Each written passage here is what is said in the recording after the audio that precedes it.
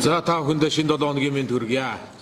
Арц намын бүлгийн даваа гарагийн ээлжид бүлгийн хурал болж өндөрсөн. Өнөөдөр арц намын бүлгийн хуралдаар хоёр асуудлаар бид нэр мэдээлэл сонсож бас байр суурь ярилцсан. Нэгдүгээрт нь улсын татврын ерөнхий газрын мэдээллийг сонссон. Энэтэй холбоотойгоор та бүхэнд товчхон тоо хэлэхэд яг одоо татвар дээр 320 мянган иргэн аж ахуй нэгжийн өнөөдрийн байдлаар 320 мянган иргэн аж ахуй нэгжийн 6.5 их найдын татврын өр хүү алдан хоримтлогдсон байна. Энийг өнгөрсөн жилийн тоо баримттай харьцуулахад өнгөрсөн жил одоо зарим тооны зөрүүтэй байж магадгүй өнгөрсөн жил 3.5 их найдын татврын өртөө Монгол улсын иргэн аж ахуй нэгжүүд байсан бол жилийн дотор 6.5 их найдын өр хүү торгуул төлбөр хоримтлогджээ. Та нарын тоог харьцуулаараа нэг жилийн дотор яаж нэмэгдэж байна вэ? Өнгөрсөн жил 50 мянган аж ахуй нэгж өртөө байсан бол өнөө жил 70 мянган аж ахуй нэгж өртөө болжээ. 220 мянган иргэн ямар нэгэн байдлаар татврын өрийн асуудалтай өнөөдөр байна. Тэгэхээр эндээс бизнесийн орчин яаж муудаж байгаа, татвар төлөлт яаж муудаж байгаа зэрэг олон асуудлуудын тоо баримтыг бараг энэ бүхэн дүгнээд хэлчих байгаа. Энэний цаана төсвийн орлогын бүрдэлт олон зүйлүүд дээр маш тодорхой тоо баримтууд энэний цаана гарч байгаа гэдгийг бас та бүхэнд хэлье. Зөвхөн энэ тоо нэг жилийн дотор дахиад тодтоод хэлье. 50 мянган аж ахуй нэгж өртөө байсан бол 70 мянган аж ахуй нэгж, иргэд аж ахуй нэгж 3.5 их найдын өртөө байсан бол 6 гаруй их найдын нэг жилийн дотор ийм өрийн харилт. Энэ өр гэдгийн цаана юу байгаа вэ? Төрийн оролцоо, энэ өр гэдгийн цаана дахиад нөгөө авилгал, олон асуудлууд, төрийн дарамт, энэ өрний цаана Монгол улсын иргэний олж байгаа орлого ашиг олон зүйлүүд ингээ харагдана. Тэгээ бас яагаад өнөөдөр арц намын бүлэг дээр энэ татврын мэдээллийг бид нар сонссон бэ гэхлээр арц намын ер нь арц намын бодлого бол төрийн оролцоо иргэнд их эдийн засгийн боломжийг л авчрах ёстой, төрийн дарамтыг бууруулах ёстой гэдэг ийм үзэл баримтлалыг бид нэр баримтладаг улс төрийн хүчин. Тэгээ арц намын бүлэг дээр тэр тусмаа би бас яг эдийн засгийн эрх чөлөөний тухай хуулийг төслийг өргөн бариад боловсруулад явж байгаа. Энэ хүрээндээ Монгол улсад зөвхөн саяны тоо баримтуудыг харахад эдийн засгийн тодорхой хэмжээний өршөөлийн асуудлыг, татврын өршөөлийн асуудлыг ярих ёстой цаг болсон гэж үздэг. Улс орнууд ч гэсэн 10 жилийн давтамжтай бас энэ асуудлыг эргэж хардаг юм олон улсын практик байдаг. Тэгэхээр Монгол улсад энэ асуудлыг ярих ёстой. Бас энэ дээр хуулийн төсөл, тогтоолын төсөл бэлдэж байгаагаа бас хэлье. Гэхдээ энэний дээр тодорхой зүйл заалтуудыг бас нэмэлтээр бид нэр харгалзаж үзэх ёстой. Энийн дээр томоохон аж ахуй нэгж, том дүн бүхий тодорхой дээд хязгаарыг энийн дээр судалж бас тавих шаардлагатай бол магадгүй энэ эдийн засгийн өршөө, татврын өршөөд жижиг дунд үйлдвэрлэл, жижиг дунд аж ахуй нэгжүүдэд илүү түлхүү хамаарах хуулийн зохицуултыг бид нар бас энийн дээр хийх шаардлагатай болно. 3 дугаарт нь ер нь татврын өршөөд гээд бид нар өмнөх жишгээр 100% өршөөчхөөр төлсөн иргэд аж ахуй нэгжүүдийг хохироодог бас тал гардаг. Дахиад хууль эрх зүйн хувьд ч гэсэн хуулиар биелүүлээд явж исэн иргэд аж ахуй нэгжүүд сэтгэл дундор үлдэхийн нөхцөл байдал үүсдэг. Тэгэхээр 100% биш, тодорхой хэмжээний хувь процентээр 10%, 20%, 30%-ийг тэр хоримтлогдсон татварыг төлөх зэрэг ийм асуудлуудыг энэ дээр бас ингэж судалж байгаа. Энэ дээр одоо саяны асуудлуудыг ярих шаардлагатай. Ер нь бол эдийн засгийн татврын өршөөл үзүүлэх нь зүйтэй гэдэг ийм бодлогыг барьж ажиллаж байгааг бас хэлье. За хоёрдугаарт нь тамхины хяналтын тухай хууль тэгээд бас нэлээд нийгэмд өргөн хүрээний хилцүүлэг болсон энэ хууль энэ 7 хоногт улсын хурлаар орж байгаа. Энэ хүрээнд бас бид нар мэдээлэл сонслоо. Энийн дээр бас олон зүйлүүд ингээ хилцэгдээд явах үед гарах байхаа. Зүгээр та нарт бас тодорхой мэдээллийг хэлэхэд одоогоор нэг хайрцагын янжуурдаар Монгол улсад 800 орчим төгрөгийн онцгой алуун татвар төлөгддөг юм байна. Энэ нь ойролцоогоор 5 орчим жилийн дотор үе шаттайгаар 10,000 төгрөг болж нэмэгдэх нэ. Нэг хайрцаг тамхи ойролцоогоор 4-5 мянган төгрөгийн үнэтэй байсан янжуур ойрын эх жилээс эхлээд ажмаар нэмэгдээд 15-аас 20 мянган төгрөг болох нэ. За энэ ингээд сонсоход бас сайхан байж магадгүй. Архи тамхины татвар нэмэгдээд энэний цаана хуурай хууль гэдэг хууль хэрэгжихгүй байх нөхцөл бусад төрлийн мансуурал руу иргэдийг төлөхөх, гадна дотноос хууль бус худалдааг өгшүүлэх нөхцөл байдлаас үүсэхгүй гэж бүлгийн гишүүдийн зүгээс санаа зовнсон. Энэ дээр тооцоо судалгааг одоо нэгсэн ийм мэдээлэл болсныг бас та бүхэнд дуулгая. Тэгээд манай гишүүдээс нэмж хэлэх зүйл байна уу? жаргалан гишүүн. Тэг дараа нь асуулт аваад явъя. Аргасан нам үзэл санаа үзэл баримтлалын хувьд бизнесийн орчныг сайжруулах замаар хувийн хвшлийн орон зайг бэхжүүлэх замаар эдийн засгаа тэлэх ёстой. Монгол Улсын эдийн засгийн хөгжил бол энэ хувийн хвшлээр тулгуурлаж явах ёстой гэсэн ийм байр суурьтай байдаг. За тэгэхээр сүүлийн жилүүдэд бол одоо аж ахуйн нэгжүүдийн хувьд татврын дарамт маш өндөр. За төрийн хүн сурталтай холбоотой ер нь бол одоо бизнесээ тэлж чадахгүй байгаа Монгол бизнесийн орчин бас улирч байгаа ийм үзэгдлүүд бол гарч байгаа. За түүнтэй холбоотойгоор сая л одоо та бүхэн танилцуулсан татврын үр төлбөртэй холбоотой мэдээллүүд бол бас үүнийг илтгэж байгаа. Яг гэхээр сүүлийн жилүүдэд ялангуяа жижиг дунд аж ахуйн нэгжүүд бол одоо татврын үр төлбөрийнхөө ард гарч чадахгүй байгаа даа. Татвараа төлж чадахгүй хэмжээнд хүрлээ. Татврын өртөө аж ахуйн нэгжүүдийн тоо одоо бараг нийт аж ахуйн нэгжүүдийн 50% нь өртөө байгаа ийм мэдээллүүд бол байна. За тэгэхээр энэ татврын үр төлбөрийг энэ татврын дарамтыг хэрхэн яаж бууруулах вэ гэдэг дээр бол одоо арчсан бол бас тодорхой бодлого шийдвэрүүдийг засгийн газраас ч гэсэндээ бас шаардаж ажилласаар байгаа. За харамсалтай нь сая шинэ төсөв өргөн баригдахад одоо шинээр томилогдсон засгийн газар бол татврын одоо хууль тогтоомжийн шинжилгээг бол огт хийсэнгүй. За ганц ярьж орж ирсэн нотийн буцаа олголтыг нэмэгдүүлэх тухай асуудлаа бол 10 дугаар сарын эрхчлээ 10 дугаар сарын 1 болтол хойшлуулсан байгаа. Өөрөөр хэлбэл 2026 оны хувьд бол одоо бид бол одоо энэ татвартай холбоотой татврын дарамтыг бууруулахтай холбоотой ямар нэгэн тийм онцгой шийдвэр гаргахгүй нөхцөл байдал үүсчээд байна. Гэтэл аж ахуйн нэгжүүд бол одоо энэ бас үр төлбөртэй баригдсан энэ давхарлын бас ирмэгт ирээд байна. Тэгэхээр энэ дээр бид нар одоо ямар бодлого баримтлах вэ гэдэг чинь бас чухал байгаа да. За тэгээд энэ сүүлийн жилүүдэд төр хэд данхааж ийна, төсөв хэд данхааж ийна гэдэгтэй бас холбоотой хэдэн тоо баримт та бүхэн хэлье. Ер нь бол Монгол улсын нэгдсэн төсвийн татврын орлогын 60-аас 70 орчим хувь нь бол цөөхөн тооны томоохон аж ахуйн нэгжүүдээс орж ирж байгаа. За 17 их найд орчим төгрөгийн татврын орлого одоо жишээлбэл орж ирсэн бол үүний одоо 60 гаруй хувийг нь томоохон аж ахуйн нэгжүүд бүрдүүлсэн гэсэн ийм том судалгаа байна. За энэ дотроо нийт улсын төсвийн орлогын 40 орчим хувийг төрийн өмчт аж ахуйн нэгжүүд бүрдүүлж байна гэсэн бас ийм тоо баримт байна. Өөрөөр хэлбэл манай эдийн засаг бүхэлдээ ийм төрийн өмчт аж ахуйн нэгжүүд татвараач бүрдүүлдэг энэ цөөхөн хэдэн томоохон аж ахуйн нэгжээс улсын төсвийн орлогын ч хамаардаг. За бусдаар энэ нь юуг илтгэж байна гэхээр нэгэнтээ төсвийн орлого бүрдүүлж байгаа энэ төр нь ийм чухал байгаа учраас ерөөсөө дийлэнхтэй төр засгийн бодлого бол эдгээр аж ахуйн нэгжүүдийг хэрхэн яаж тоглох вэ, эдгээр аж ахуйн нэгжүүдийг хэрхэн яаж хамруулах вэ гэдэг ийм одоо хөшүүрэгтэй болцсон явж байна гэдгийг илтгэж байгаа. Зөв нь юу вэ гэхээр татвар төлөгч иргэдтэй илүү аж ахуйн нэгжүүдтэй илүү тийм ойрхон татвар төлөгч иргэдийнхээ одоо бас эрх ашигыг хамгаалах ийм бодлогыг засаг хэрэгжүүлэх ёстой байтал нэгэнтээ төсвийн орлого нь бол одоо энэ төрийн өмчт компаниудаас хамаарсан томоохон дийлэнхтэй уул уурхай зурсан аж ахуйн нэгжүүдэд хамаарсан байгаа учраас эдгээр аж ахуйн нэгжүүд үйлчлэх ийм жишг рүү орж байна. Тэгэхээр энийг халахгүй бол Монгол улсад цаашдаа бас арчил эрхчлөөнөөс бас ухралтууд бол зогсохгүй байна гэсэн ийм бас бодолтой байгаа. Тэгэхээр цаашдаа бид одоо Монголын эдийн засгийг илүү эрхчлөөтэй болох эдийн засгийн эрхчлөөг бэхжүүлэхийн тулд энэ татврын одоо дарамтыг багасгах хэд одоо төрийн өмчт компаниудаас бөгөөд энэ томоохон аж ахуйн нэгжүүдээс одоо сааруулах ийм бодлого баримтлахгүй цаашдаа бас одоо манай арчсан тогтолцооны хавцаа гэсэндээ эрсдэлд орж ийн гэж харж байгаа. Тийм учраас арчлагын бүлгээс одоо сая цогцлол даргын хэлсэнчлэн эдийн засгийн эрхчлөөний тухай бас тийм бол тогтоомжийн төслийг бол одоо бэлдэж байгаа гэдгийг бас хэлэх хүсэж байна. Баярлалаа. Төржөөд эдийн засаг төсөвжөөд эдийн засаг төвлөрсөн удирдлага руу өнгөрсөн жилүүдэд эрчимтэйгээр орсон учраас яг бизнес хийж байгаа иргэд аж ахуйн нэгжүүд нь аж ахуйн нэгжүүд 75 мянга гэдэг чинь бүртгэлтэй аж ахуйн нэгжүүдийн чинь тал нь өрөнд орчихсон. 245 мянган иргэн өрөнд орцсон байна гэдэг чинь манай чинь сая орчим хүн хөдөлмөрийн чадвартай ажил хийж байгаа. Сая иргэнийх нь 4 иргэн тутмынх нь нэг нь татврын өрөнд орчихсон. Энэ юу болж гэнэ үү?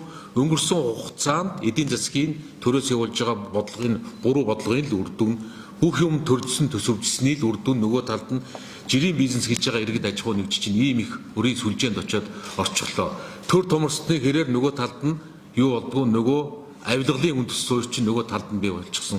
Ерөөсөө л яг нөхцөл байдал одоо бараг маш хялбархнаар дүгнэлт хийж болох ийм л бид нар одоо өнгөрсөн цаг хугацаанд маш ихээр төртэй холбоотой, төр томролттой холбоотой энийг дагсан авилгах хууль бус шудраг устай холбоотой зүйлийг асар ихээр ярьж ирсэн бол нөгөө талд нь нөгөө иргэний бизнесийн орон зай чинь ийм ихээр хумигдсан саяны тоо баримтууд ингэж харуулж байна гэдгийг бас дотоод хэлье. Аж ахуй нэгжүүдийн чинь тал нь өртөө иргэдийн чинь 4 иргэн тутмынх нь нэгэн татврын байгууллагад өртөө 245 мянган 250 мянган иргэн нөгөө хөдөлмөрийн насныхныг ярьж шүү. Иргэний тухай яриа болох нэ. За ингээ та бүхэнд асуух зүйл байвал хариулъя. Ньюсрумээс тодорхойлъя. За 2024 оны улсын хурлын сонгуулиар Монгол Ардын намд мөрөөдөд төвшүүлсэн одоо тодорхойлж зарим хүчний бүсээр 2 дахин нэгдүүлсэн ч гэсэн үүний 2 дахин нэгснээс өөр хэсэг зүйл байна уу? Ер нь зөв хүчний хувьд мөрөөдлийн хэрэгжилт дээр хэрхэн яаж хянаж тавих вэ? Одоо 27 оны хөрвүүлжийн сонгуул тэгээ 28 оны сонгуул явуулаа. Мөрөөдлийн нэгдэлт дээр хянасан зүйл байгаа юм. Тийм мэдээж намууд мөрийг хөтөлбөрөөр ард түмний өмнө амлалт авдаг. Та бүхэн Монгол Ардын намын мөрийн хөтөлбөрийг бас зарим тоонуудыг та нарт сануулад хэлэхэд 2016 оны тэдний мөрийн хөтөлбөр дээр байгаа. Ядуурлыг 2 дахин бууруулна. Ядуурлыг бууруулна гэдэг чинь тэр чинээлэг дундаж давхрах дундаж руугаа тэдний хэмжээний хүн орсон л байх ёстой шүү дээ. Өнөөдөр 2 дахин байтугай 1% ч буураагүй. Маш олон зүйлүүд дээр бид нар энэ мөрийн хөтөлбөр дээр олон зүйлүүдийг та бас сая хэлж байна. Эрчим хүчний хангамжийг, эрчим хүчний хүчин чадлыг 2 дахин нэмэгдүүлнэ гэсэн үнийг 2 дахинаас дээш нэмэгдүүлснээс өөр хийсэн ажил үнэндээ байхгүй. Тэгээ энэ бүгд дээр бид бүгдээс байнга л эдгээр асуудлуудыг арц намын хувьд бүдгийн хувьд байнга ярьж ирсэн. Мэдээж одоо бид нэр сонгуулийн мөчлөг сонгуулийн олон зүйлүүд дээр энэ асуудал дээр системтэйгээр бид нар энийг сөрөг хүчингээд сөрхийн төлөө биш энэ асуудлуудаар байнга бас цаашдаа илүү бодлогын шинжтэй асуудлуудаа бас дэвшүүлж тавьж ажиллана гэдгийг бас саяны хэлж байгаа тэр эдийн засгтаар татвараар гарч байгаа энэ тоо баримтууд ч гэсэн энэ эрх баригчдын амлаж байгаа одоо тэр татварыг Монгол Ардын нам татварыг нэмэгдүүлэхгүй гэдэг бодлогыг барьж ирсэн бол наад иргэд аж ахуй нэгж нь нэмэгдэл төдий биш бүгд татврын өрөнд орчлоо. Татврын өрөнд орно гэдэг чинь маргааш бүгдээрээ хуулийн байгууллагын одоо дарамт шахалтанд, төрийн дарамт шахалтанд бүгдээрээ баг одоо тэр албан бус гэмт хэрэгтэн болчлоо гэсэн үг шүү дээ. Хэн нэгэн хуулийн одоо хуулийн байгууллага төрийн албан хаагч татврын байцаагч эхлээд дуудаж одоо энэ хүмүүсийг бүгдийг нь одоо албан бус гэмт хэрэгтний байдал руу шахаж яана гэсэн улс орн. Нөхцөл байдал яг одоо өнгөрсөн жилүүдийн өнгөрсөн 3 удаагийн ялалтын төгсгөлд ийм л нөхцөл байдалтай та бүхэн зогсож байгаа арц намын хувьд байнгын дээр онцгой анхаарч ажиллана. Энэ тодорхойлж энэ эдийн засгийн өршөөлөл дээр 10 жилийн өмнө батлсан дээр хуулиар бол нөгөө 30 гаруй нийтэд өршөөлсөн. Тэгэхээр тэд нөгөө янз бүрийн бас мөнгө бас ондар туссан мөнгө авчлаа. Маш их шинээр сүрдэн явсан шүү дээ. Энэ өршөөлөл дээр одоо яг ийм асуудал гарахгүй байх ямар зохицуулт юм бэ? Тэгээ түрүүн би бас нэг дурдсан. Энэ дээр бид нар дээд хязгаарыг тодорхой мөнгөнд дүнгийн дээд хязгаарын тухайг бид нар судалж байна. Хоёрдугаарт нь ер нь энэ өршөөл илүү тийм жижиг дунд үйлдвэрлэлд эрхэлж байгаа, бизнес эрхэлж байгаа хүмүүст илүү хамаатай байхаар энэ дээр судалгааг бас ярьж байна. Гуравдугаарт нь 100% чөлөөлөх, ерөөсөө бүгдийг чөлөөллөө хамрагдалтыг чөлөөллөө гэж биш, тодорхой хэмжээний мөнгөнд дүнг төлдөг. Жишээ нь одоо 20%, 25%, 30%-ийг төлжөөд чөлөөлөгддөг.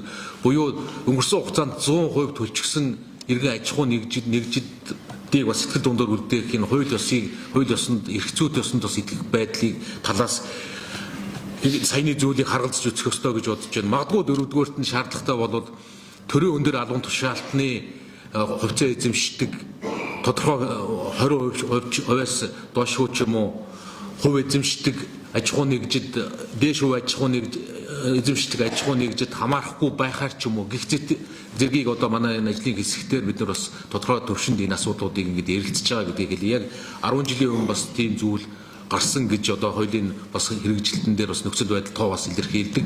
Цөөн аж ахуй нэгж их хэмжээний хөнгөлөлт авсан. Миний санаж байгаагаар 6,000 аж ахуй нэгж хамрагдсан гэсэн тоо явж исэн. Гэтэл одоо бол энд 75,000 аж ахуй нэгж өрөнд орчод байна. 75,000 аж ахуй нэгж яаж олонхийг нь хамруулдаг болох уу гэдэг асуудлыг энэ цааш ярих ёстой гэж бодож байна.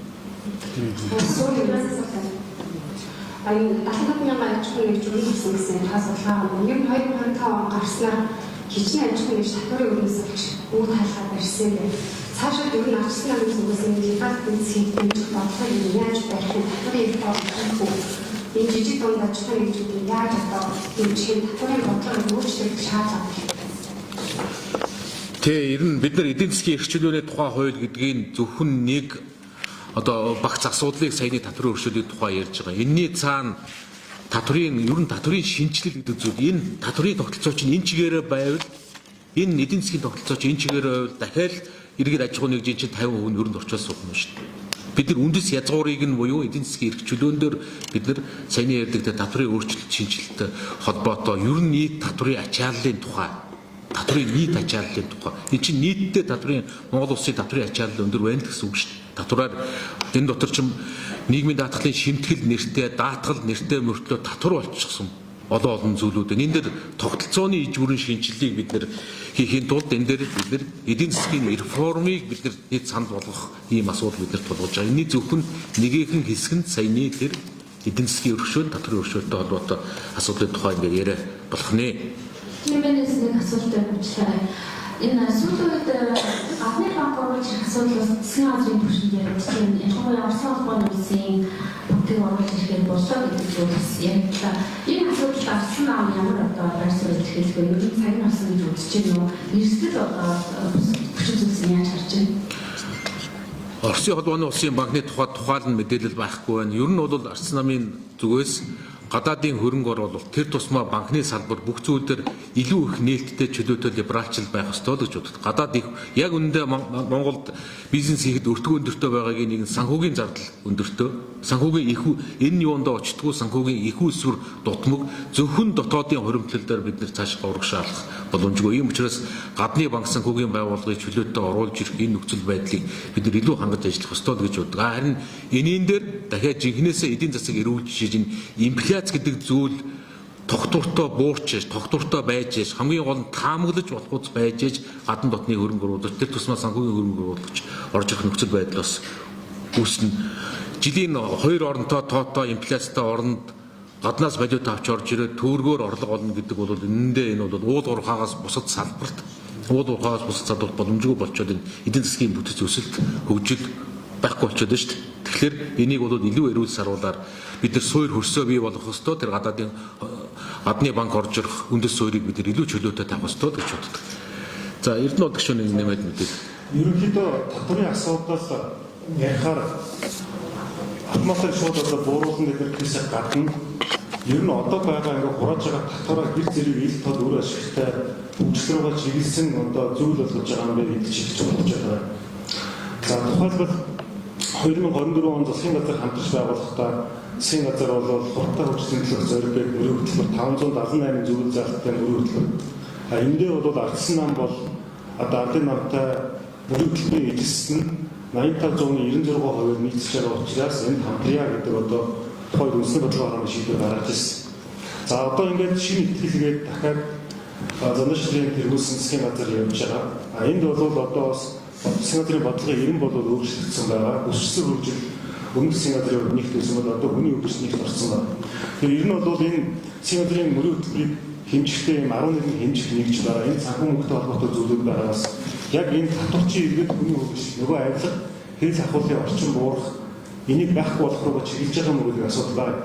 Тэр ерөнхийдөө бол аль болохоор ардсан намын барих ярьж байгаа бодлого юу юм бэ гэхээр энэ санхүүгийн орчин орон зайг энэ орчлыг илүү ил тод болгох. Одоо шилэн насны хуулигээд 10 жилийн өмнө батлагдсан хэрэгнээс одоо бол хэрэгжилт нь хангалтгүй байна.